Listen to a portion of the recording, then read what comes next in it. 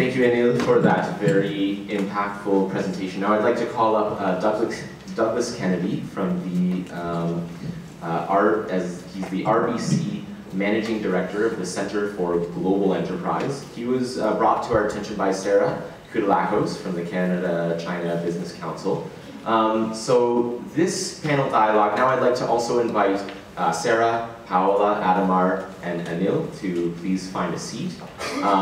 CM will have a floating mic for our event partners who will have questions. But what I'd like to ask Douglas Kennedy to do is first introduce yourself, the Center for Global Enterprise, and then lead us into a discussion with our keynote dignitaries about harnessing the potential of student ambassadors. So go ahead. Yes, everybody, thanks very much. I appreciate the invitation and the opportunity of speaking with you all. The Center for Global Enterprise is based at the Schulich School of Business. It is founded by the school itself, as well as the federal government through Export Development Canada. Our other founders are RBC, hence the title, Scotiabank, and Accountants of Ontario, our original founders. We, of course, have other supporters on a program basis in addition to that. And our mandate, very simply, is to help Canadian businesses reach their full potential through engagement with international markets. If there's anybody from EDC here, they probably think that that is exports, exports, exports. We take a broader view, getting involved in either managing or becoming part of supply chains globally, outward investment, IP licensing, JVs, anything that engages a Canadian business with an international market falls into our wheelhouse. How do we do it? We don't have much in the way of programs ourselves, but as Sarah alluded to earlier on, there's a lot of resources out there. I think all of you would be surprised the range of programs, the range of resources that are available for Canadian companies that wish to go do things internationally.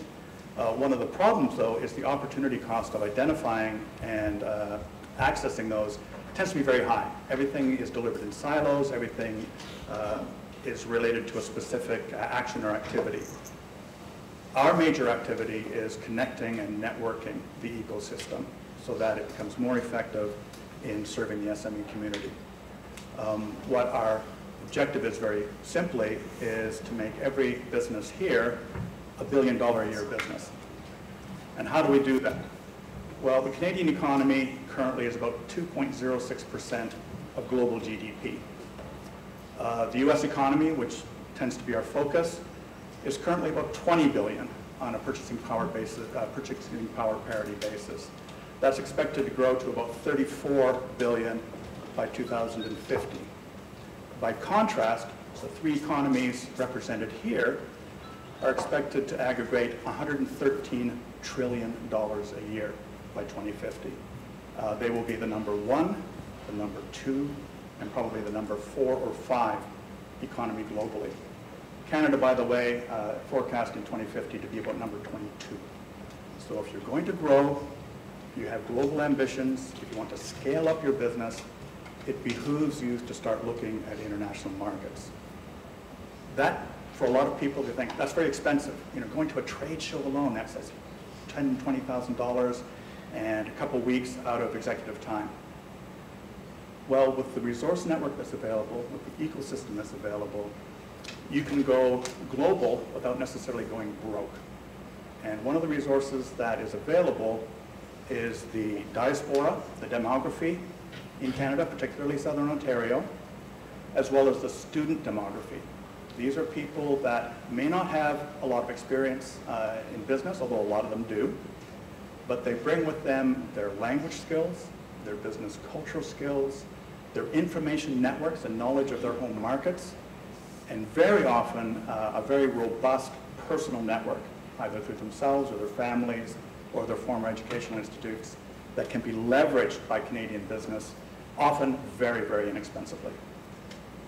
So with that introduction, I was very happily provided with some questions to go through, so if I could just go through a couple of them, get the reactions of my colleagues here, and then go from there. Great, so there's just a mic up front that can float between our dignitaries, and are there any event partners that would like to ask a question?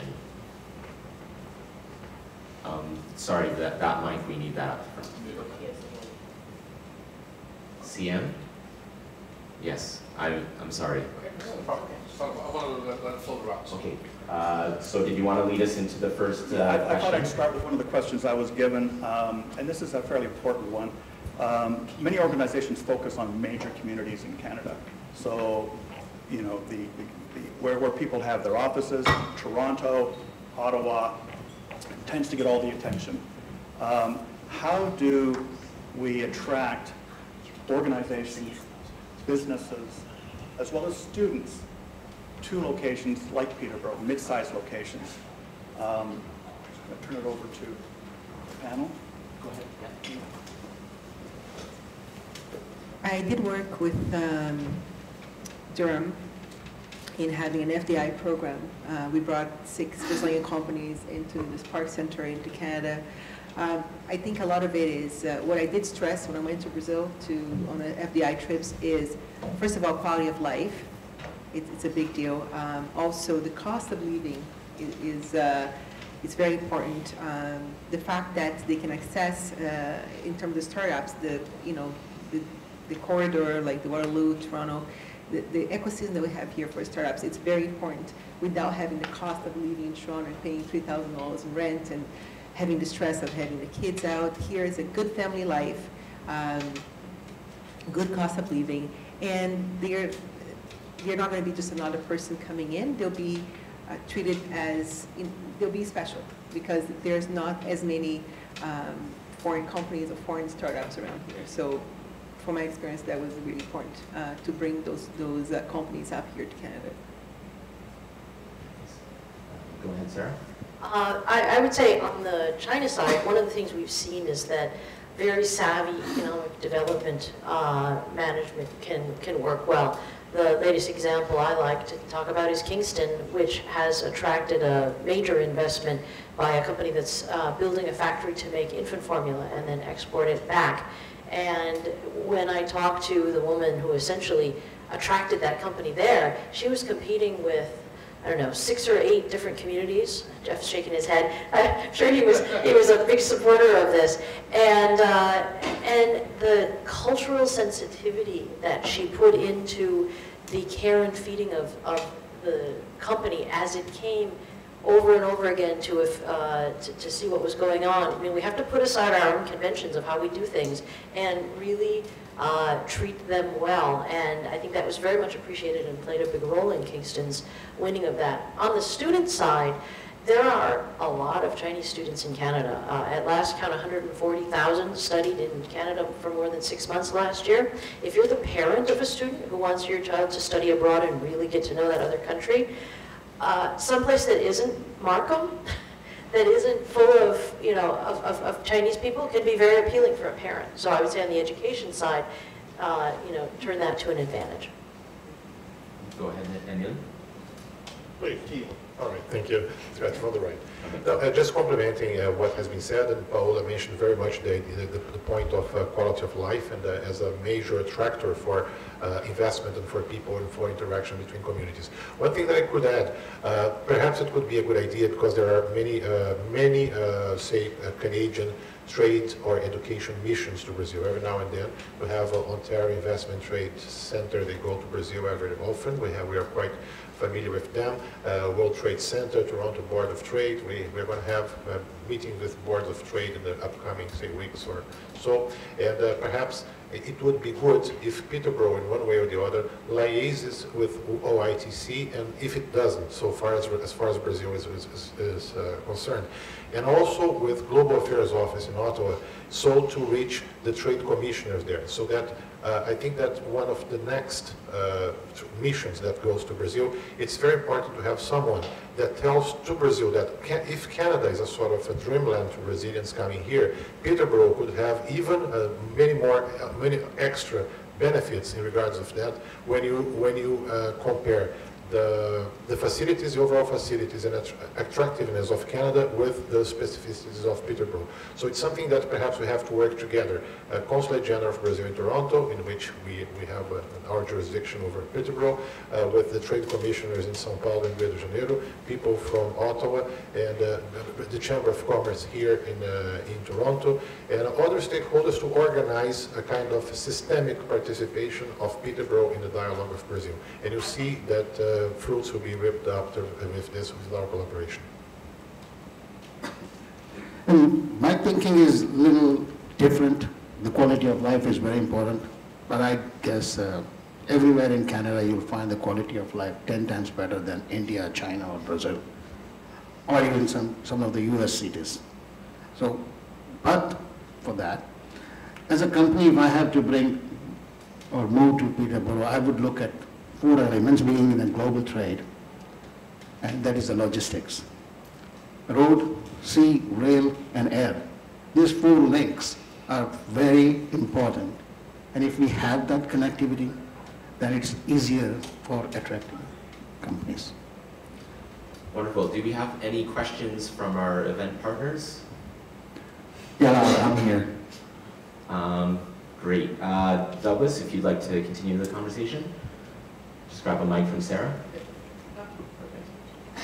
Yeah, this is another very good one, and it actually gets to a comment that Anil had mentioned early in his conversation, and that is, I won't call it myopia, but Canadian employers tend to be focused on sort of the job description, you know, and what a candidate or what a resource can bring to me today.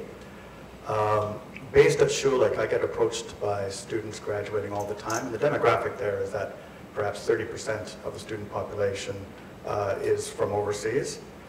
And these are people with, you know, engineering degrees. These are people with a couple years of investment banking experience. These are people that have had business experience outside their own country, you know, in the Middle East or elsewhere in East Asia. And they're coming to me and saying that, can't get interviews, or when I do get an interview, people say, what kind of experience do you have in Canada? That's missing the point, I think. The way that employers or prospective employers should be looking at these people is you hire them, you get the toolkit, you know, you get the people with the technical skills and the language skills and the understanding, perhaps not of Canadian business, but certainly Canadian culture that is required. But in addition, as they're learning your business, you have essentially a quite inexpensive added bonus of people who are plugged in to these markets. So you get people that, for example, and this is just an example of somebody that I placed, who was able to go into an engineering firm based in Toronto, who was looking to expand in southern China, trying to help the metal bashers in Guangzhou and that area, Shanghai, upgrade their technical skills by being their outsourced R&D lab, commercialization lab. We were able to place on a year contract with a Chinese student who had an engineering degree, investment banking background, and he created for them a market entry plan into China. He graduated, they hired him. Within a year, they had a joint venture in Shanghai with a conglomerate, and over the next 3 years, they tripled in size, and I think their sales went up a multiple of that. So this is the possibility. This is what these people bring. And to look at them simply as, okay, I have a need for somebody in my marketing department or logistics or whatever, and that's all they'll do, is really very, very short-sighted. Marcelo, you have the mic. Would you like to ask a question? I just want to add to Douglas's point. I had mentioned briefly the Science Without Borders program between Canada and Brazil. Many of the companies, so these students are at university college level, but then they are placed in companies here in Canada. Many of those companies at the end of the day hired those Brazilian students. And now they have that contact point, Canada and Brazil. So you're absolutely right. Would any of our panelists like to add anything? Two comments, Doug. I totally agree with you. I find that overseas work experience tends to be heavily discounted by Canadian employers. And for finding somebody to work for you in China, you need to develop a strong trust relationship with that person. So building that with a student that comes out and can get to know your business over a period of time, I think can be very helpful. There's also a very interesting phenomenon that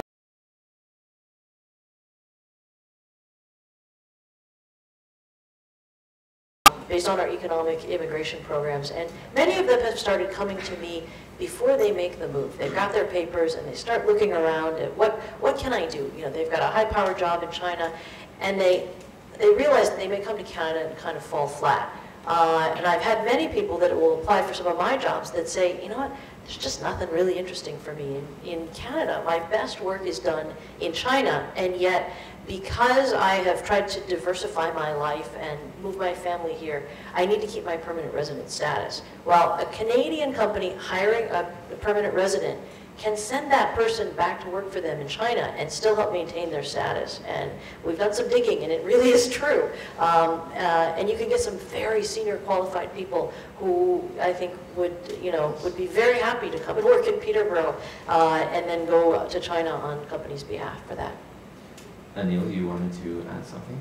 Oh, sorry. In my company, I have about 23 people working here in Ontario. Out of which 22 are all, their first jobs are with my company. And all of them are landed immigrant, whether they are from Mexico, from Chile, from China. I got 22 people who are working for me, and their first time employment is in Canada. And some of them are working with me since 18 to 20 years. I have one of my old employees, ex-employees here, she's retired, my assistant Sudha. That was her second job with me. She was the only exception. But she had almost zero Canadian experience, if I would say, at that time. I am always looking for the right person. More importantly, I'm looking for is a talent with a different language. So if I have a Portuguese-speaking person who comes to me, because I have business in Brazil, I would rather hire that person here and make him work in Brazil or in Portugal. Same with Spanish. I got 4 Spanish-speaking people. I got 14 languages spoken in my company, between 22 people. And that is why I always invite anybody, any of the students who are here. I'm looking for a good chartered accountant who I can send him or her to Italy. That is availability spot for me. Okay, I'm going to have to go to school 4 years, but yeah, I'll take it. So the same thing, I would say the same thing, my company's much smaller, but we always hired employees, that's the first job here. We have another company, and from the Brazil Chamber of Commerce, Melahawk Logistics, that all their employees are their first job are Melahawk Logistics, and they have an amazing workforce. I have people from India, they have from Vietnam, from Brazil, from Argentina, and they got an award for that actually. And that makes a huge difference because they are smart enough to know that these are the people that are coming. They don't have the catch-22 of the Canadian market. You know, if you don't have experience, you don't work. You don't work because you don't have experience. It's disheartening for a lot of good professionals that are here. So taking advantage of that is hugely important. And even the students that are here, they're not, a lot of the students are not, they had previous experience. They are implementing their skills here to work abroad. And most businesses should be grateful to have that kind of experience brought into their company in a different culture, in a different language, and expanding markets. I do agree with that as well. Adamar? Yeah, just one brief comment, but I think it's a very thoughtful and provocative one. Well, besides being the Consul General of Brazil, I was also an academic. I've been teaching international relations for many years, and I even wrote a book on China, on the Chinese system of innovation in China, so I'm a little bit familiar, and thanks very much for a presentation on that as well. But one thing that strikes me very much in the innovation system of China, and the economic profile and the development, the surge that the country has experienced since the beginning of the 90s. There is a study from the World Bank. This goes with, along with Douglas and Marcelo's comments about the importance of the student linkages between students and the academia and industry, is that about 70% of foreign direct investment that poured in China between 1995 and 2010 was due to what they call the Chinese diaspora.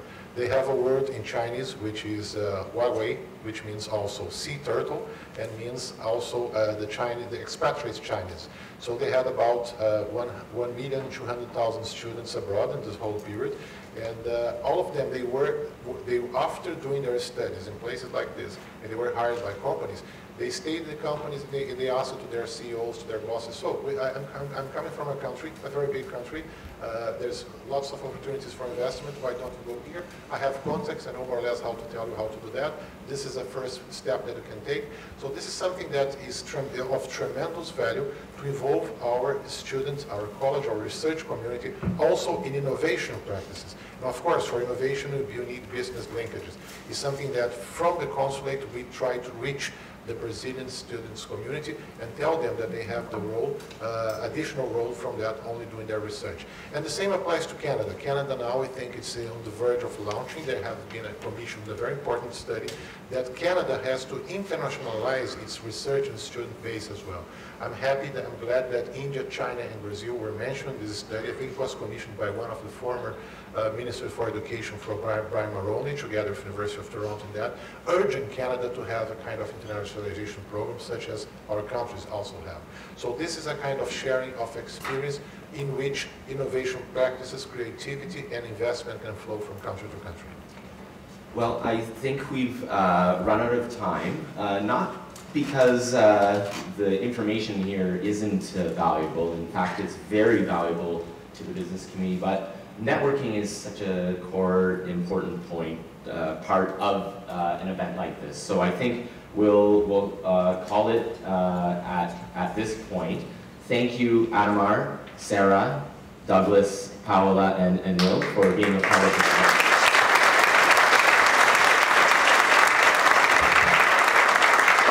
And on that note, we made a call out to our members who have innovative products built and produced in Peterborough, one of which each of our panelists are wearing, an innovation by Terry Hickey, who has the patent on these wonderful ID badges. But we also have a gift bag for each of you, and in it is Fire Straw, one of the Bears Lair winners. We have a Peterborough Pete's jersey. We have, of course, we have to send you with Peterborough Pete's. We have Angel in a Dog Suit and Scribble and Grin, publication by Mary Giffrey and Paul Clark. We have some things from the Canoe Museum, Purely Great, natural deodorant. So you have a great gift bag here to take home with you, and thank you very much for being a part of this event. So everyone, just stick around. There should be some dessert out there, some coffee. Thank you, Fleming College, Trent University, Excelsior, Prima.